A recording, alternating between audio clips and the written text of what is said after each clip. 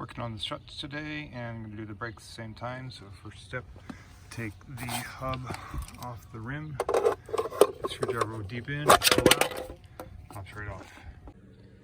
The top of the struts are here inside the van at the footwell. I'm going to be removing that nut off the top of the strut from each side. Going to have to take these things out of the way, of course, and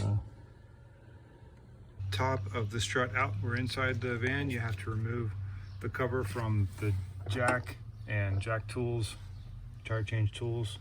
It's got a little turn right here, but now we've got a 7mm hex key inside the top of the strut, and we need a 24mm wrench to take off the nut. Struts are held in place by 2 through bolts, one here on top of the knuckle and one here about halfway down in the knuckle, and then the top bolt inside the van. So we're going to pop these wires off first to get them out of the way. That's the brake ABS and brake pad depth sensors. Loosen that up, there we go. And then that will give us space to get the strut out after we take the bolts off. Going to watch out, of course, for the brake line. It's a lot easier to get the strut out if you remove the caliper. Since we're doing the rotors also, we're just going to take the caliper off at the caliper bracket, and that's 2 bolts, one head right there and the other one straight beneath it.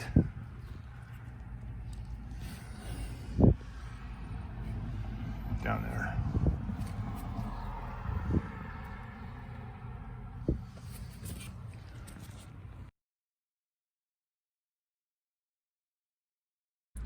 Okay, we've got the top bolt nut loose. It is a lock nut. It does take some time, so prepare to loosen that up the hard way. And now we're going to go ahead and pop off the calipers. 21mm on the caliper bolts and on the strut bolts and nuts. Taking the calipers off of the rotor, you can see my rotor is really quite rusted here. It's got a lip on that, so I was having trouble getting the calipers off. So actually I decided I would pre-compress the caliper, push it back inside the housing with 6-inch clamps on the outside of everything. So I'm pushing right on top of the pin there. Probably could have removed that gasket, but didn't bother that cover. And just pushing the caliper back inside, caliper piston back inside the caliper cylinder by pushing on the slide pins and the opposite side of the caliper bracket.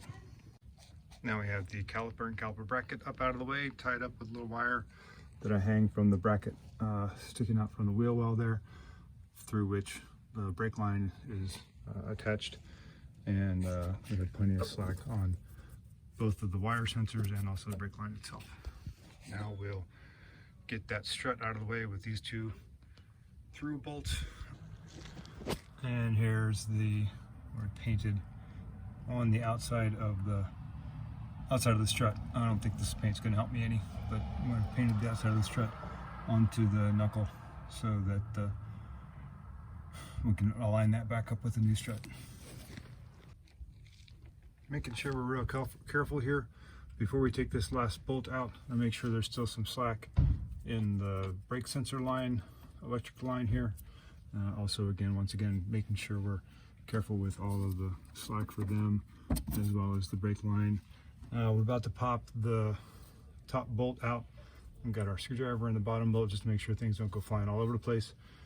So we're going to go up and take the nut off the top of the strut, and just checking the condition of the strut boot here. It looks good, dust boot.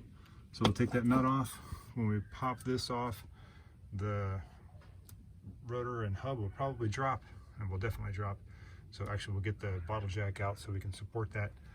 Then we'll be able to remove the strut entirely, get the new one in place. Taking the nut and the washer off so we get the top of the strut all ready to pop out. I'm gonna put the bottle jack in place and actually pumped it up just a little bit so we can relieve the pressure on this bolt. Now this bolt's nice and loose, of course screwdriver's loose. Get that out of the way. Gonna watch out for the brake calipers and the lines, of course. We wiggle this out and make space for it, and drop the bottle jack gently, watching this wire, that one right there. So this strut seemed to be stuck, so I ended up driving it down from the top with the hex key, so that it's to get it to come out. You can see I've got the hub well out of the way, got the caliper well out of the way, got the bottom of the strut past the bottom of the hub there, the knuckle attachment, and the threads are just driving it out from the top.